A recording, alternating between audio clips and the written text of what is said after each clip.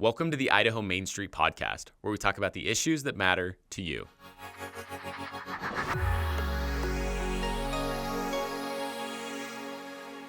Welcome to the Idaho Main Street Podcast. We're lucky to be recording today here in Boise at Dr. Kyle Tobler's office. Thanks for having us. No problem. Thanks for being here. I've got a lot of medical questions, so when we're done recording, I got a rash. I need you to look at a few other things. We can get into that. Yeah. Yeah, right. I'm your wrong guy. All right. So, Dr. Tobler, you got a first time on the podcast, subject matter expert, excited to see the things we're going to get into today. And we're going to take a little bit different approach than we usually do on this podcast. But first, introduce yourself to our audience. Who are you? Okay. Well, I'm Dr. Kyle Tobler. This is Idaho Center for Reproductive Medicine. Our focus here is fertility treatments. So the entire spectrum. So we do reproductive endocrinology. We're like working on hormones and things, but mainly what we do is fertility treatments that lead to building families. So one of the things we say is we create families where none would exist. I love that. One of those tools is in vitro fertilization. Okay. IVF. Yeah. Okay. We're going to dig into that. So when you cover medical school and then you specialize in reproductive health, is that how it works? Yeah, so we're medical doctors. Mm-hmm. So first you go to undergrad I was in undergrad a really long time because I couldn't figure out what I wanted to do. Sure. Then you do, so that usually 4 years for your bachelor's degree. Then you apply to med school for 4 years. During med school is where you do your audition rotations and figure out what you want to be. For being a reproductive specialist, then you do OBGYN residency for 4 years after med school. And then at that point, then you can call it subspecialization. So within OBGYN, you can become an oncologist, you can become a pelvic floor surgeon, you can become a reproductive endocrinologist or like a high-risk obstetrician. I chose infertility, which is another 3 years. Wow. Of training. So after med school, it's 7 years of training. Some kid right now just heard all those years and immediately made a decision not to be a doctor. Now, I'm looking at all of your diplomas behind you. You've got to be the only doctor I've ever met that doesn't proudly say, not only did you go to Penn State, but you also did residency at Johns Hopkins? Well, I did residency at Madigan Army Medical Center, but I did my fellowship, my fertility training for 3 years at Johns Hopkins. What was that like? Oh, it was amazing. I actually would just say, you're going to talk some kid out of it. Best time of my life. There we go. So it's a pathway. But in fellowship, that's where you really fine-tune your specialty, where you learn to interpret the literature where other people cannot. So the literature means you have all these scientific studies. Mm-hmm. And then you have committees that create opinions. And you're kind of your mainstay physician. They're going to follow these opinions. It's a conservative way to practice. Then you have your subspecialists. They're the ones who actually look at the literature and say, this is a valid study. I'm going to change my practice patterns. But studies are never cut and dry. You're kind of I call it in the fog, where you have these data points are coming. It's like, I want to apply this or not. I'm going to wait. I'm going to sit on this. And so that's really where you fine tune being a subspecialist, where you can contribute to that emerging body of literature. Yeah. And so take us a step back one more. What was it about infertility and reproductive treatments that brought you to the field? Oh, that's a great question. Yeah. So I claim it's the best field out there. Of course, I'm in it. Sure. I mean, so think of our outcome. So we're not treating cancer. We're not just doing a surgery, remove an appendix. We're not taking care of a cold. We're building a family. The outcome is a baby. There's no other kind of pathway that does that. In addition, so you have this patient couple. Typically, they're healthy. They're young. They don't have other problems, and they're really eager to be successful. Versus talking someone into take blood pressure medicine, they don't want to take it. Right. But these couples, they want to have a baby. Then you have that, and then you have the science of it. We are the only field of medicine where you have a basic science laboratory with a patient literally in it. Wow. So it's this combination of science, cutting edge science, taking care of a couple with this amazing outcome. And there's a lot of tools you use. We'll get into IVF. When your patients come, what are some of the tools you use to help them find that successful outcome of a baby? Yeah, so when a couple comes in the door and they say, okay, we've been trying to have a baby for X amount of time, then you get a basic story from them. I just tell me your fertility journey. And they outline, so how long have they been trying? What have they tried? Evaluations they've had, other doctors they've had, other treatments. But basically you hear the problem, and then you get a sense of, okay, probably goes this direction or that direction. And then you just do a series of tests to try to kind of pinpoint where the problem might be. Now, there's about 30% of couples where you don't even find it. Really? But when you think about it, so to kind of dig into like, what do we do? Well, a guy gives a sperm sample. Mm-hmm. We test fallopian tubes, check to see if the tubes are open. We do hormones to see, okay, are the eggs, how many eggs do they have? We can get a sense of health by age and whatnot, but ultimately we can't see the eggs. This is kind of a kind of funny scenario, but if a woman could drop off eggs similar to sperm, I'd have a lot of answers for people. But you can't. Sure. So then you have these couples where you know something is going on inside of the body, but you can't really see it. So it's either they don't fertilize their eggs well, they don't grow their embryos well, or they can't get them to implant. And there's a lot of people like me who haven't had experience with infertility, unmarried, no kids, not my world. You and the people you deal with, this is their world every day. And this is what many of them wake up worrying about. It's what they go to sleep worrying about. Does that just wear on you? Yes and no. I used to train a lot of residents. Okay. And they're trying to fill out what they want to do. So the residents are training to be OBGYNs, and then they deal with a variety of problems, mainly delivering babies and doing surgery. But they would rotate on my service, and I'd say the way you know this field is for you is if you're sympathetic to the plight. You have to be. Lots of these patients come through, they're perfectly healthy. There's nothing quote unquote wrong with them. They just aren't billing the family in the timeline they want. And so if you're not sympathetic to that, that's a problem. Yeah. That's not the field for you. Sure. Right? And then but you think about it, I can frame it this way. You can distract yourself with like things you're doing in your life that are noble things.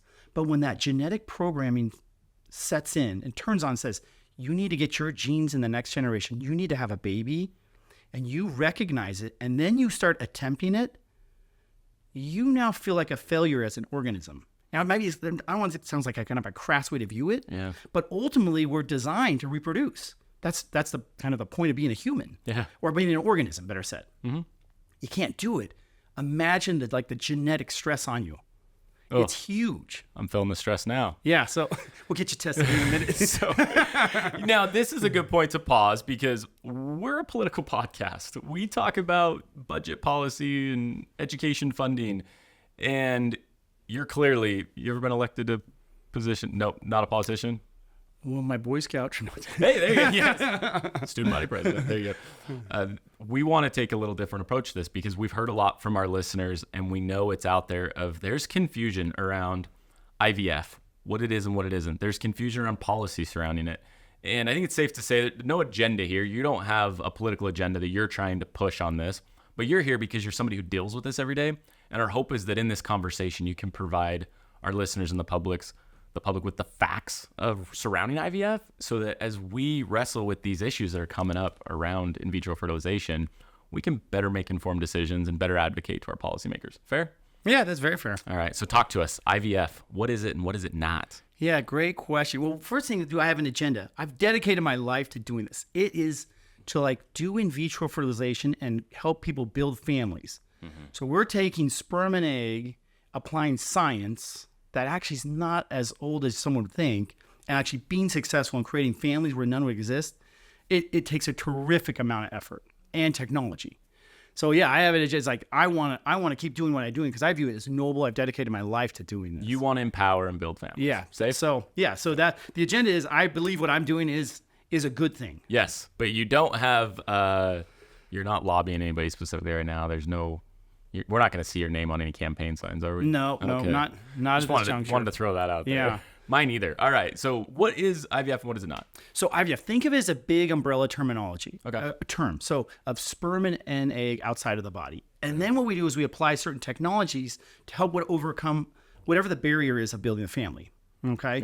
A lot of patients say, why IVF? IVF this. Always giving IVF for always is the answer.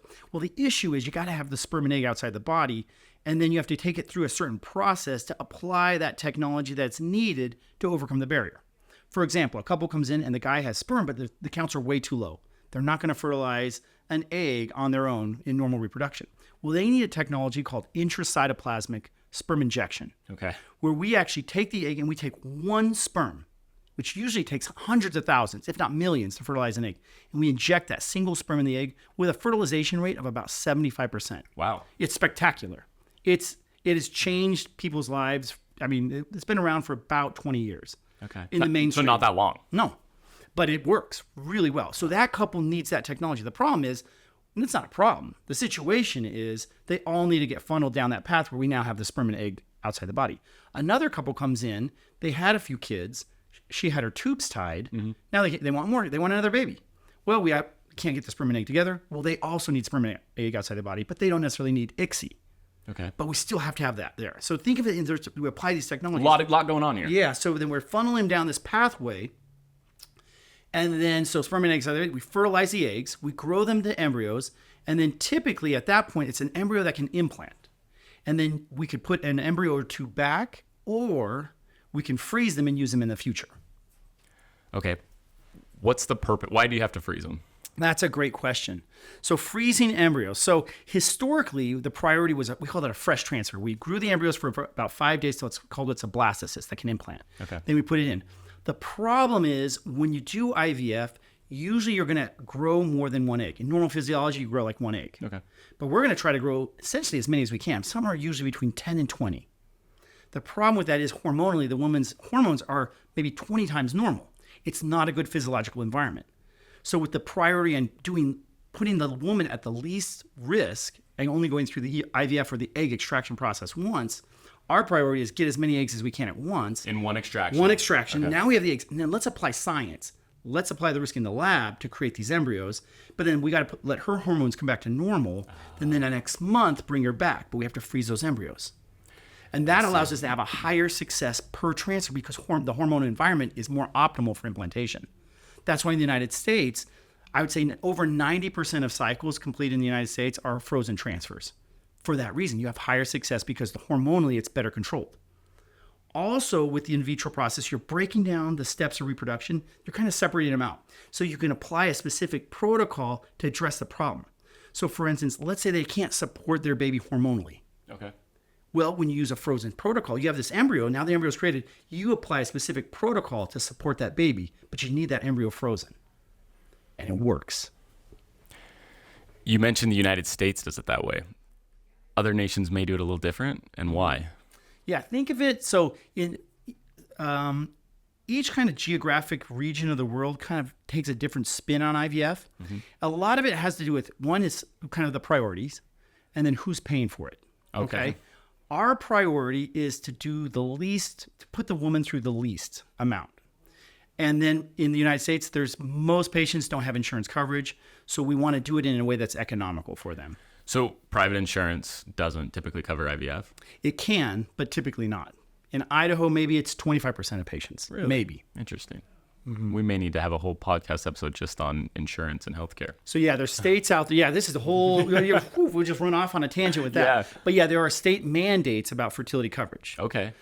Where they mandate, you need to, if you're going to be an insurance policy in our state, you have to cover treatments. Interesting. Okay. So here, most patients are paying 100% out of pocket for this. So that changes the way that you as a provider will handle it. It does. Well, in Idaho, a lot of folks don't have, they're not flush with cash, and they have one chance at this. I have to do it the best I can. Okay. Versus if you go to Europe, where frequently it's a government payer. If the government's paying, they can stipulate how they want it done. In some of these governments, they don't like freezing embryos. The thought of frozen embryos bothers them. Okay. And then, but they're not, it doesn't bother them to cycle a woman multiple times with just a few eggs. It's more exposure to her, more to go through, but then they don't freeze the embryos for the future. Yeah. But then if they're not paying, then so be it. But it's not nearly as effective. But the other thing in the United States, we have the highest rates of success because we apply the most technology and the highest quality measures because we're very vested.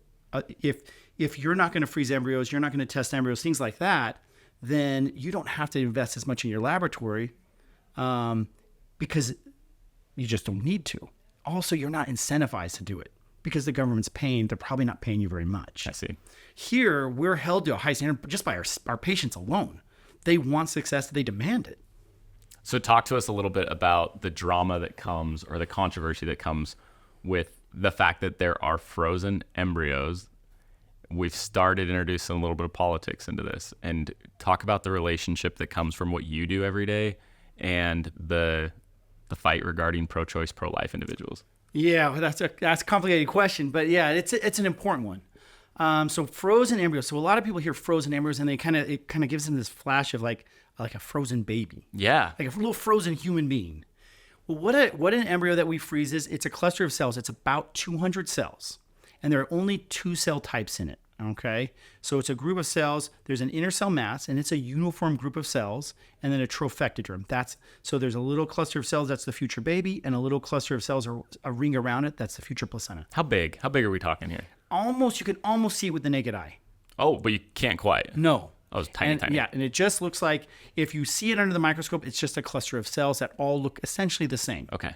Now, that embryo has started to act, the genome is activated. It's dividing out. If you were to leave it, well, they can't survive outside the human body, but if you let it divide out, eventually it'll start differentiating into its body parts over the course of weeks. Okay? Interesting. So we have this frozen embryo, which is a cluster of cells, and it's life. I'm not going to make an argument that this is not life. So it's frozen. The freeze process doesn't harm it. Okay. Now, in the past, it was not as successful. Currently, at this juncture, thaw rates survivability is around 99%. Okay. But it does depend on the quality of the embryos when you freeze them. And that has to do with the quality of the eggs, the environment there, what's going on with the couple, with the eggs, the embryos, also the laboratory itself. So yeah, there could be less survivability, okay? So now you have these frozen embryos. Then over time, you use them. They don't go bad in the freeze. That's one thing that people don't understand, that, you use these embryos and you got to throw them away. No, you can keep them, okay? And then this allows us to avoid by using frozen embryos, we can use one at a time and have very good success rates, okay?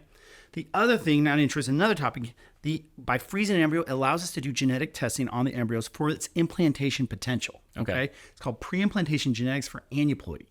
Aneuploidy is chromosome abnormalities that spontaneously occur.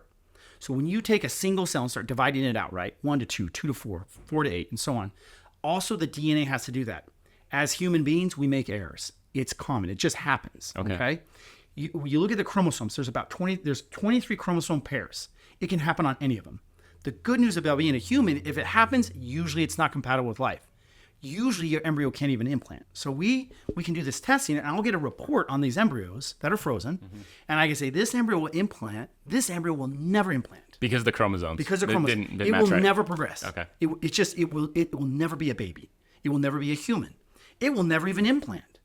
So it's really nice information, because if you have this group of embryos, this embryo, it's not going to happen. Okay. Now you can, regardless of like a live conversation, it's not going to be a human. It's not viable. Not viable. Then others, you can look at them. Now this is the really scary part, where you can say, this embryo can implant, but if it does, it will be a first trimester loss. It is not compatible. But where the error is, it will progress, but it will fail. It's not going to be a human. Viable human. Yeah. Okay. Then there's others where we say it'll progress to the second or the third trimester. These break people's hearts, where they think all is going well, and they show up and they're getting their ultrasound and they realize this baby has profound fetal anomalies, still alive but not compatible with life. What to do? Yeah. Right. We can pick up on those. Not everything, but the ones associated with chromosomes. Also, you can know the sex of the embryo if you want. A lot of people are blinded to it. They don't want to be influenced by, is it a boy or a girl? But you can see that. Yeah. Then also you can see like Down syndrome. That's the one a lot of people think about, is Down syndrome, where trisomy 21. Well, you can have viable humans, and some people elect to transfer those. Okay. But this is not a conversation of you've implanted the embryo and then you notice some anomalies and then you just decide to terminate that. No, that almost never happens. Okay. Now you could apply that logic to a pregnancy anywhere. So someone's progressing along in their pregnancy and they note there's something abnormal, but it's not an IVF issue. That's just a pregnancy issue. Patients in other states, not in Idaho, they can elect to just terminate their baby. Well, in other states, they can elect to terminate their baby for whatever reason. Right. Now, we're not here to discuss that, but that just is. Okay. Because there are people listening that are probably pretty uncomfortable with the idea of abortion, but have dealt with people around them with infertility. And so maybe there's some cognitive dissonance. Help us understand why those two issues are not necessarily related. Yeah, so again, IVF is not abortion. We're not doing abortions. We are trying to create families in the most effective way possible. So going back to that genetic testing piece, well, I don't like the idea that you're testing an embryo and you're deciding whether that embryo should have a life or not. Well, no, I'm not. I'm looking at a report and I can just tell you a fact that embryo will never be alive. Because we see these, not that I'm choosing. Yeah, because we see the headlines.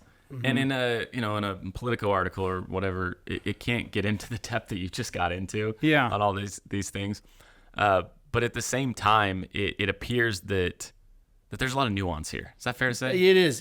And you have to drill it into the patient couple's specific circumstances. Yeah.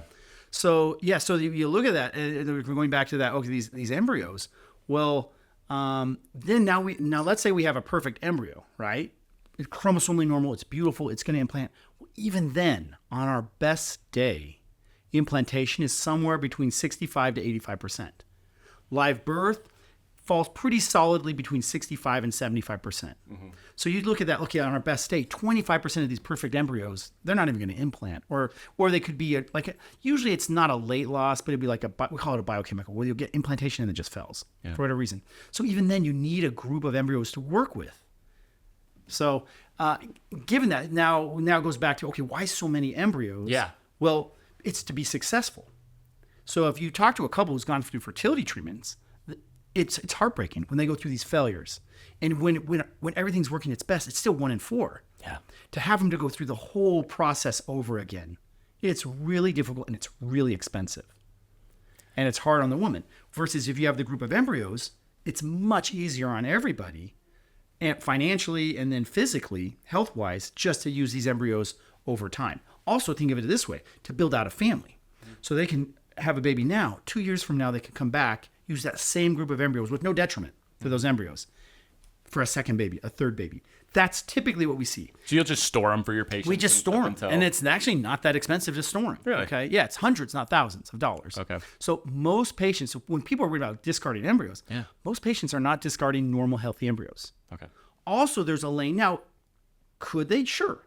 Yeah, that's their right. Legally, they can. Legally, they can. Also, they could put them up for adoption. A lot of patients put their embryos up for adoption. Really? Yeah. So you can adopt an embryo just like you adopt a baby. It's not a newborn, it's an embryo, and then you carry the baby as an adopted embryo. You would put that embryo inside of a woman who was incapable. Our psychologists, and they don't like to use the term adoption, so they use a donor embryo. Okay. But essentially, they go through a kind of an adoption process then they become kind of stewards of these embryos, and they use them as their own. Man, I'm learning a lot. So you don't have to waste frozen embryos. They go on to help other families be built. Safe to say you don't tell your patients what they should do with their embryos or how to manage it. You just give them the facts and let them decide. I give them the facts, but at the same time, and I encourage them, you do not throw away healthy embryos. You sit there and you wait. You make sure you are sure of this. It's a big decision because these required a terrific amount of resource, emotionally and financially, science, the whole thing to build these embryos. Make sure you're sure that's the right decision for you. So we do not take it lightly at all. I love that because when you talk sanctity of life and the importance, this is all part of the conversation. No one has worked harder than us and that patient to create these embryos and to think that we're just going to be flippant about it. Never. Yeah, and it's such a different conversation when it's removed from the emotions versus somebody who's prayed and hoped and just wanted a family and they're so close. And now there's all sorts of controversy around it that's probably unnecessary. Talk us through what some of those misconceptions are in your field. Oh, misconceptions. Well, one of them is the number of eggs that lead to a baby. Okay. So just to break it down, on average, you take everybody, on average it's about 15 eggs, but that really is very patient dependent on age and egg reserve or ovarian reserve, but about around 15 eggs. So we extract 15 eggs. Now we have 15 eggs. We fertilize those eggs using whatever we think is the most optimal fertilization technique. Only about 75% of those are going to fertilize. Now we're down to 11 fertilized eggs. They just don't. They just fell. Interesting. And they essentially fragment. And then now we have 11 fertilized, let's say 12. Okay, it's easier numbers for me. So now we have 12 fertilized eggs. Then we grow them for about 5 days, allow those fertilized eggs now to turn into an embryo that can implant. Maybe 50% are going to progress. Okay. All right. So now we've gone from 12 to 6 embryos. The others just fell. They arrest. They're not thrown away. They're not discarded. They're not desecrated. Nothing. They just arrest and they dissolve. Essentially, the cells break down. Just like you take any cell, you put it in culture media that's unalive, the cell dissolves. Okay. Breaks down. So now we have these 6 embryos. Then we biopsy and freeze the embryos. And then this is where age comes in, where the rate at which we talked about those aneuploidies, those chromosomal abnormalities, that's where age plays into it. If someone's 20 years old, most of our patients are not 20 years old, but of that group of 6, think of your healthiest patients. Still, 25 to 35% of those embryos are going to be abnormal. They won't even implant. Wow. If you take someone who's 45 with that same 6, even if you're lucky to get the 6, 1 out of 10 is going to be normal. Really? 1 out of 10. Wow. So take our average age is like 35 years old, right? Okay. So 50%. So now you're down to 3 embryos that can even implant. Now go back to that statistic of 1 in 4 are going to fail. That's on a good day. Yeah. Okay, 1 in 4. So now look at it, it's like we need on average 1.25 transfers. You don't break it down to get that baby. So you're looking at it, most couples want more than one baby. Very rarely we see, no, I just want one. It does happen, but not as much. The other thing, depending on goals in egg reserve, we can tailor protocol. So if a couple comes in and say, no, we only want one baby, well, I don't need to use a protocol to extract 20 eggs. That's not fair to her. Okay, I have to ask. Somebody's got the question, and it's mostly me. How do you do egg extraction? Oh, great question. Graphic? Yeah. I don't know. Talk me through it. Yeah, so the way that works is, and this is where we want to try to avoid this if we can. Right. So she takes hormones for about 2 weeks. And these are hormones that are exactly the same that the brain makes, but we give them in a dosing and a protocol to get more than one egg to recruit. So that's we get all 15, say, to recruit. Then that takes about 2 weeks. And then they come in for a very minor surgery where we use a needle. We got a needle through the vagina into the ovary, and we extract the eggs. It takes about a half hour to do. Painful? It would be very painful. Yeah. So we use anesthesia for it. Okay. For instance, in Europe, many places don't use anesthesia. Ouch. Yeah. So it's just a different, we're about taking good care of our patients here. Now, some people would offended I would say that, but really it's a totally different philosophy. Okay. Sure. Ours is about having to be comfortable and minimizing the risk to them. And cost. And cost. Keep doing it. There are risks of that procedure, but they're not, let's not over exaggerate them. Okay. But yeah, the ovary could be damaged, blood loss, infection, those things. But those are rare. You got to look at literally thousands of procedures before you start seeing someone who needs like an emergency surgery afterwards for blood loss or like a blood transfusion. I've never done a blood transfusion in my career for someone who's had an egg extraction. Okay. So put that in perspective.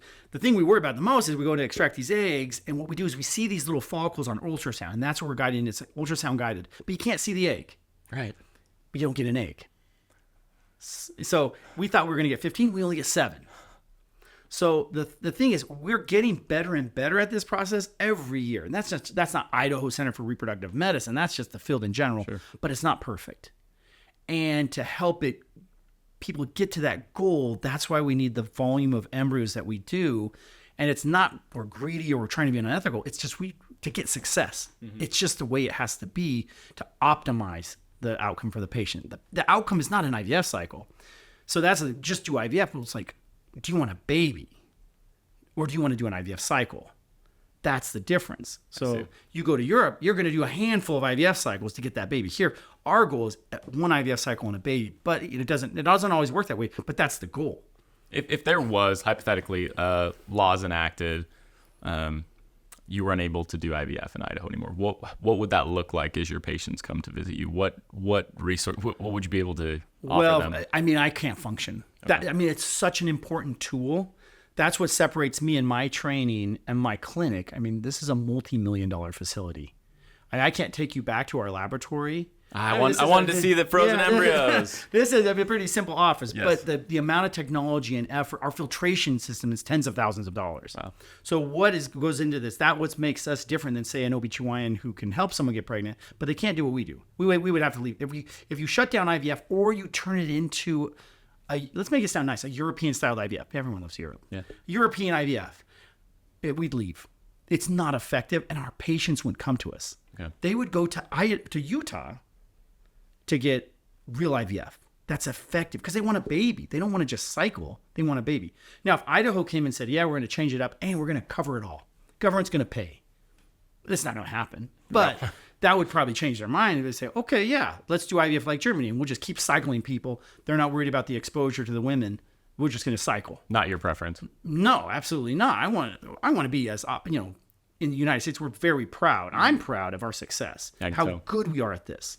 That we have taken science to the limit as far as like applying the best scientific evidence we can to get the best outcomes. We do that, and we do it well as compared to the rest of the world. Yeah, and I mean, we're not trying to bill you as objective when it comes to IVF, but this is your life, but you are a subject matter expert. You deal with it every day, and people that haven't dealt with IVF are now seeing it again in the newspaper, in the news, these talks of there are people who are supporting bans on IVF in connection to pro-choice, pro-life arguments, and then there are those who are very pro-life who oppose bans on IVF. But this is your life and your patients' lives. Yeah, I mean, they have their arguments. Yeah. And we are dealing in life. I'm not gonna minimize that. These embryos are precious. If you take away the embryos, you take away the opportunity for those people to have their families. I suspect, and casting judgment, many of these people who don't like the idea of IVF have not had the problem themselves. Okay. I see in my clinic people from both sides of the aisle. Not a political issue. Not it. When they're at my desk, that is the last thing they're thinking about. Yeah. Also, of all religions, Okay. there are some religions that are highly oppositional. In fact, they're actively trying to pursue, lobby to get rid of IVF in the United States and Idaho, wherever. That they're highly. Those same people are in my office doing IVF because they want a family. Mm-hmm. So it's like, let's go back to the genetics. When you want a family, to put a barrier there, that's wrong. Yeah. If there's a tool that we can use. Well, and I, not fortunate enough to have kids yet. Days coming, one of these days, baby hungry as you would get out. But everyone I've talked to said one of the happiest days of their lives, the first time they get to hold their kid. And so we go back to the why. Clearly, you're an essential tool or an important tool when it comes to helping people who have struggled for that moment that they've looked forward to their whole life. Yeah. Yeah. I mean, I get 1 to 2 baby pictures a day. Do you really? Every single day. My partners are well. I love that. I mean, it's a privileged, special place to be in. Now it comes with heartbreak too, because it doesn't always work. Yeah. And then going back to that, it's already a struggle. And there are plenty of patients that'll share their journeys, like the heartbreak involved in, even when they got to success, what they had to go through. And that's applying every tool we have to optimize. Mm-hmm. So that's, I think, don't think of it being like we're wasting embryos or throwing embryos away. Why are you freezing? We are trying to optimize the not necessarily the experience, optimize the ability to actually get that baby, build that family with the least amount of heartbreak. So one thing was, so once we have those embryos, how do we put it back? We use a tiny little catheter, we float that in under ultrasound, you actually see the embryo release. Really? Yeah, super cool. It's my favorite thing. Frozen embryo or embryo transfers are amazing. It takes about 10 minutes to do. There's not bleeding or pain or anything like that. Everyone was there watching. And this is where like the science and the clinic come together. So the patient's there, and then our embryologist brings in the embryo, load in a little catheter, you see it float in, and you see it release. Now they may not be, that embryo may not implant, but it is a special experience. That is a different mindset to go in versus I'm just trying to have a baby. Maybe we'll be pregnant this month, maybe we won't. Seeing an embryo release in your uterus, that's different. And if we're doing it in a way that's not optimal for the outcome, it's heartbreaking. Yeah. So think of someone going through a miscarriage. A failed embryo transfer is a similar experience. Wow. So to have a setup where it's not as good as it could be, it's not fair to the patients. And I could sit here all day and ask you questions about this because there's never been a bigger knowledge gap than this issue and you and I. I could not be further away from understanding this, and I think you've got a very delicate and intimate relationship with this issue. Not everybody who listens has had the opportunity to have an IVF specialist, an expert, a doctor at their dinner table and be able to talk through these issues. I think you've done a great job today showing your excitement, your passion around this issue. And our hope is that the listeners today will be able to get the facts to see what this is actually about. We hope that most of them don't have to deal with infertility and they can kind of better, I think your phrase was empathize with the plight. Is that right?